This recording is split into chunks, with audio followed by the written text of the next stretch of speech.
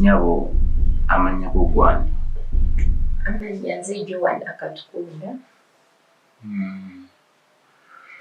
Joan akatukunda. Yes. Oli wagwanga ki Joan akatukunda. It's akatukunda. Akatukunda. Yeah, ni yankoli. Joan. Oli ni myaka mingi? Wow. Emyaka? Yeah. Lwaki ombuuzizza emyaka? Nti twagala tumanyi. Kale era nga omanyi. Okay. I'm 20 years old. 20 years old. Kyana kito. Oli muzanyi wa firimu? Yes. Ebina Uganda. Ki kyakuinspire okuzanya firimu z'ebina Uganda? Okuva buto bwange nga njagala nnyo okulaba movies. Ngero nsa oba ne bwe mba ndi ku ssomero twalinawo edda nga tusomera mu kyalo. Kati nga tulina neighbor fomu ng'alina ka TV. Bakateeka ku ssaawa 9. By then I was S2, yeah, senior 2. Naye nga nkulaga nja toloka kusomera ssaawa 9. Bwe zikwana ssaawa 9 oba ticha abadde asomesa oba kwaki ebyange byakomyewo by'okusoma mbalina okugenda wa neighbor. Ndabe ku TV. Ng'era bwe mba ndaba ku TV mpiikingamu ndaba oli kazanya akansanyusiza. Number wow, I can do that. That's great. Awe nakijja ne kinkuliramu n'enzija nga njagala nnyo okuzanya. Uzanya firimu? Yeah. Wakazanya firimu mmeka? Firimu nnyingi nno. Cause ziwera 10. Yeah, mulimu Youth in Dilemma, What You Saw, Fate. Nyingi zikusukako n'ozirabira. Youth in Dilemma ali kwata. Baali bavubuka babiri ng'abavubuka abo balina empisimbi ku kyalo. Nga buli omu abeevuma kyokka be bamulekwa nga balimba nga bali badda ku baana bawala babakyanga bw'olaba kyoba. Ng'ate bayingira mu biddiru bye batamanyi eby'okutunda enjaga bwe bityo ekwata ku ebyo abavubuka abato bye basanga.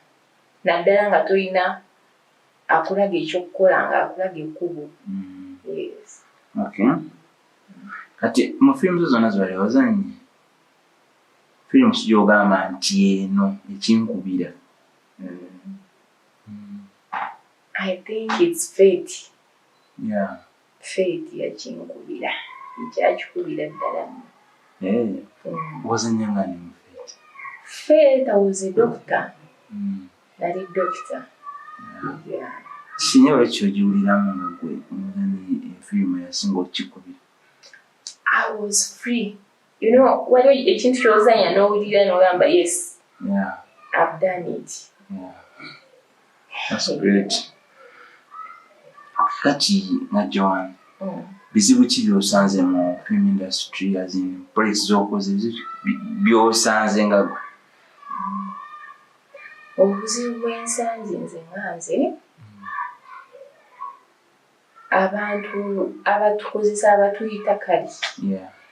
Let's say n'ompita ngamba jangu nzanyiremu wano. Yeah. Most of the times bwe batuuka eyo baba bagala taking advantage. Akuyisa ate mukole firimu ate akugamba birala ate olaba otya bw'osooka n'osanga mu kifo bw'ekiti ne bw'ekiti ogamba ate nziyaza ozanya firimu eyo tugenda kukolayo ki? Amakulu nti mulimu abantu abakozesa advantage nti abayo casting. Yeah. Ate basanga nawe ng'okyagala ekintu. N'ayagala taking advantage. Ayiseewo ekiki? Yeah. Akuzoganye. Okay. Then ey'okubiri tuteekamu nnyo. Yeah. Olina oteekamu ssente, olina oteekamu time. Kale biba bikunyigiriza naye engeri gy'ekintu oba okyagala oba tolina kyakukola. oba mufumbo oluusi osanga ofunyemu obutakkaanya ne baba atasobola kutegeera ofunamu obutakkaanya then bw'oba letse nga bakukozesa awo buba buzibu amaanyi nnyo kuba oba olina okubeerayo letse you're going for camp like for a week ng'ate bakukozesa eri awo kiba oba ojja kulimirerwa then ekyokusatu ngambe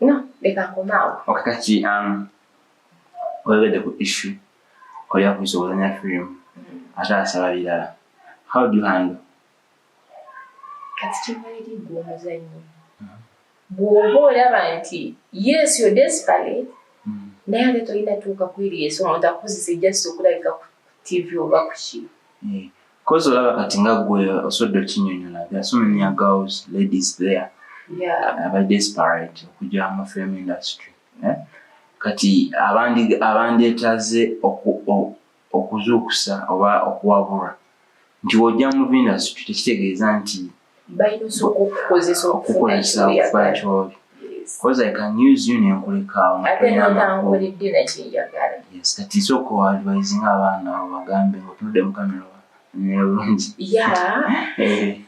omuntu bw'aba akuyisa okumuzanyirako oba nakuwa kalakita oba ki bw'olaba akuziiza mu birango ate sooka ojja ensanga wano sawa west ne west mugambe ssebo wampise wano nzize kuzanya webiba si byakuzanya leka tubikomyawo kuba nsuubira mukama ye yakuwa ekyo ekirooto ate tasobola kukuwa kirooto nakoma mu kkubo ajja kukulembera mpaka oguse ekirooto kyo so omuntu bw'ayagala taking advantage just leave it muleke kiyogere ekyatugamba nti omuntu akuyita talent ate nayagala okukozesa my dear don't fall for him mulage nti osobola okubaawo nga taliwo ate n'okikuba n'okikubira ddala that's a very good information ku bantu abagala frame so kati atuvuddeyo eyo kukoza wakulu nnyo industry ogifunyemu ki